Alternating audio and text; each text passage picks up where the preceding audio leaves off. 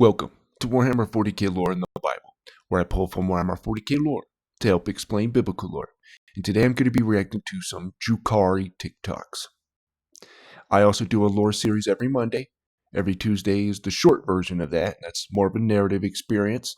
Monday's videos are more of a lore study and a Bible study in one, which is very interesting, by the way.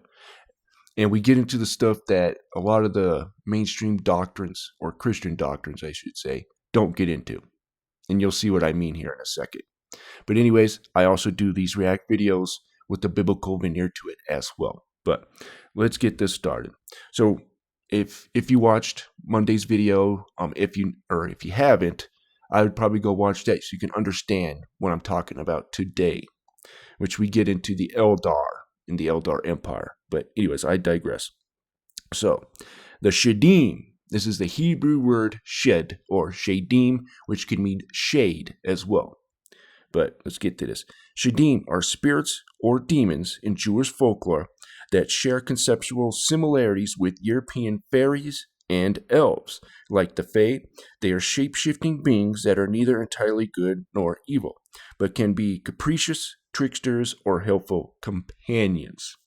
Now, we know Satan can transform himself, right, into an angel of light.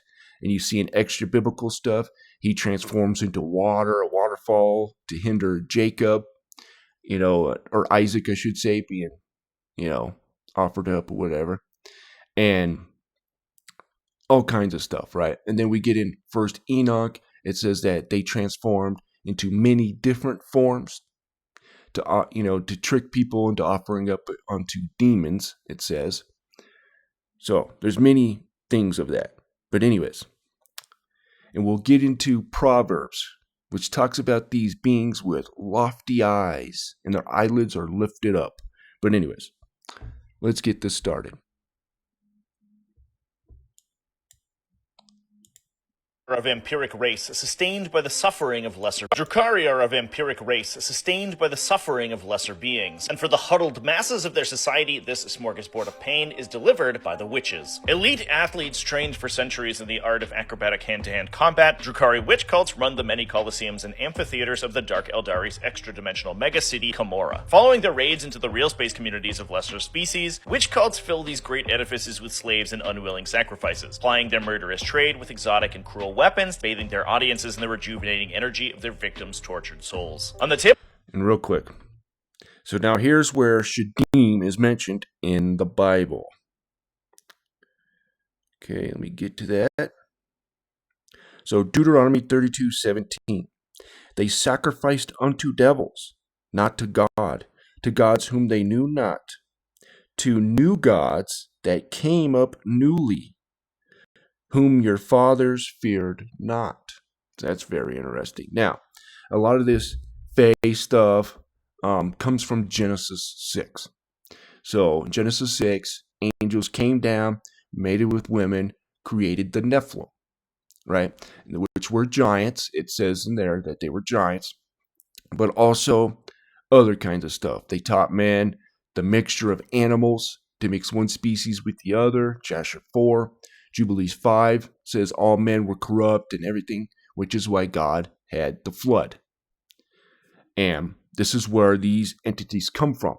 And they are of this dragon bloodline.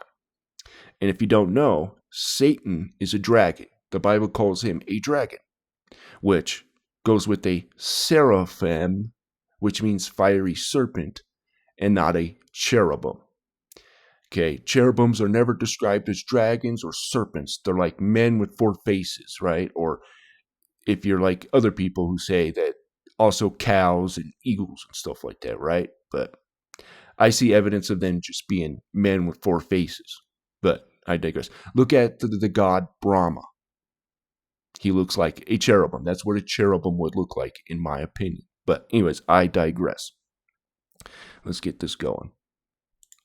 Tabletop, witches are a fast and lethal troop option available to Drukhari raiders. While they have little defense against ranged fire, their acrobatic displays make them difficult to kill in melee combat, and their expertise in the arena can prevent enemies escaping from them. In this way, witches can leverage their speed to steal enemy objectives, then pin down their defenders in lethal melee, and use them as human shields to protect against the remainder of the enemy army. Let me know down in the comments how you'd be tormented by the witches, and remember to follow Tactical Taurus for more awesome 40k content.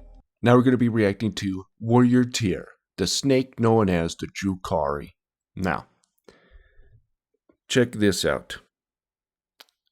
So not just the Shudim and all that are the elves, but we see in Proverbs 30:13, darkish elves, we'll just say, right? Vampirish. So Proverbs 30, starting in verse 11. So there is a generation that curseth their father and doth not bless their mother. There is a generation that are pure in their own eyes, and yet not washed from their filthiness. There is a generation, oh how lofty are their eyes, and their eyelids are lifted up like an elf. Okay. There is a generation whose teeth are as swords, and their jaw teeth as knives, to devour the poor from off the earth, and the needy from among men. The horse leech had 2 daughters, crying, Give, give. There are 3 things that are never satisfied, yea, 4 things say not, it is enough. Very interesting. All right, let's get this one started now. Shadows had been seen moving, without anyone to cast them. Phantoms had wailed in the night. People had gone missing, or vanished, in broad daylight on the crowded streets.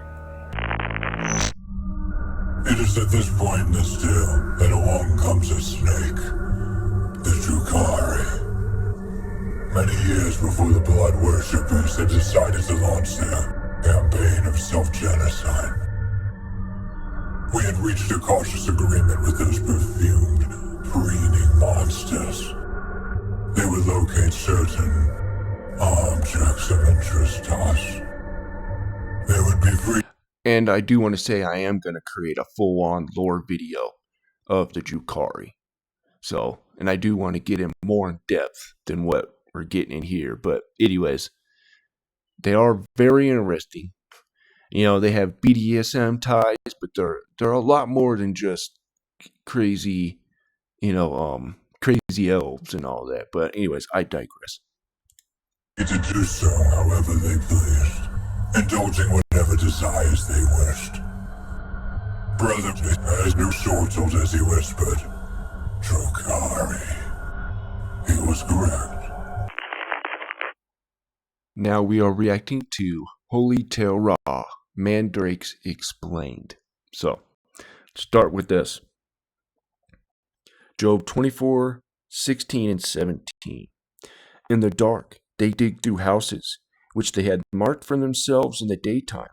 They know not the light, for the morning is to them even as the shadow of death. If one know them, they are in the terrors of the shadow of death. And I've gone over this before. This shadow of death is like this dark dimension. Here, right here, in the land of darkness. Hold on. Oops, wrong button.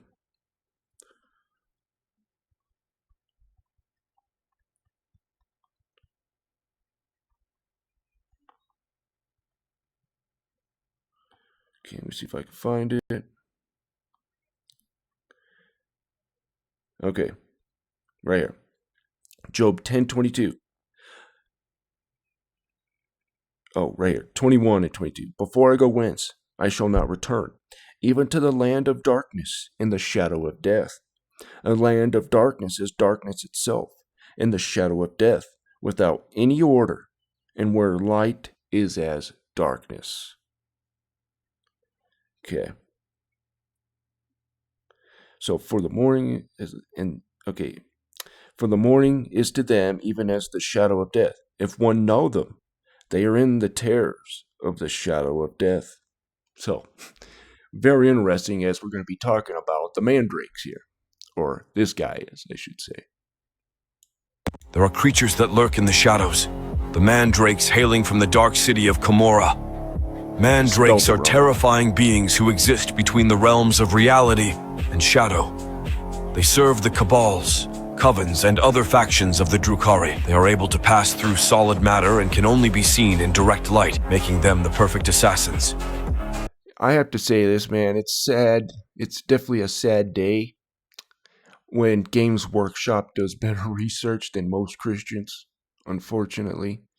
I mean, how many of you heard the Nephilim in Genesis 6 taught in church? You know? But anyways, I digress. Now, there are some that aren't there. There's some good churches out there, but far few. Mandrakes are fearsome combatants, striking from the shadows with powerful bale blasts, a lethal torrent of dark energy, and razor-sharp close combat weapons called glimmer steel blades, leaving only death in their wake. They are able to enter reality by using their allies or enemies, shadow able to strike from behind at any moment. Legends say their power comes from the shadow realm of Alendrak, and that they have made dark pacts with the mysterious beings within. But beware, the Mandrake's loyalty is fickle. They may turn on their masters if the opportunity arises, vanishing back into the shadows from whence they came.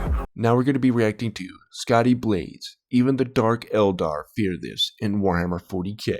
Alright, so we're going to get into the last part where the Shiddim is mentioned in the Bible, or at least as far as I found. So Psalms 106:37. Yea, they sacrificed their sons and their daughters unto devils. And one thing I should say, guys, that it's the Shiddim are not just the elves, right? It's the Fae in general, the whole stuff of the Fae. So I just want to get that out there, and demons and stuff and whatnot. But the Norse countries, they have a ritual to elves, a sacrifice ritual to elves called the Alpha Bloat, which is very interesting. We see there they're offering up their sons and daughters, and these are Jewish people as well that are doing this. You know, and the Nords and all the paganism stuff, right? They do as well. So, but anyways, let's get this started. Oh, come on.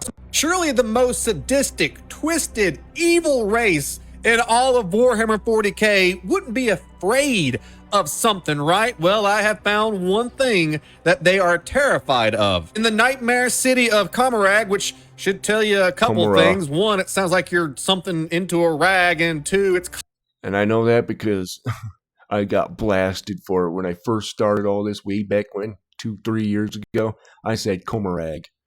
But anyways, Comara is what it is.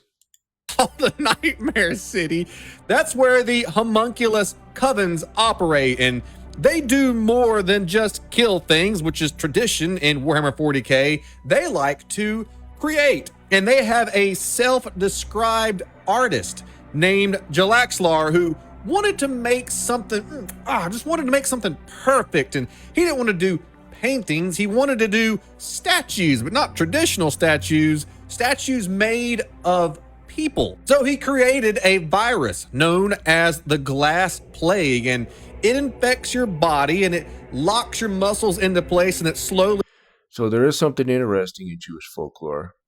By the way, I'm not signing off all this stuff. I'm just telling you what it is, okay? Jewish mysticism is not biblical or anything like that. So I do want to get that out there, right? Just because it's Jewish doesn't mean it's good, right? I just want to get that out there. But they have what are called the golems, right? And they would insert or channel a spirit to go into these golems. And they was mixed up with clay and stuff like that. But you also have what are called the Raphaim, which are undead. They're undead giants, basically.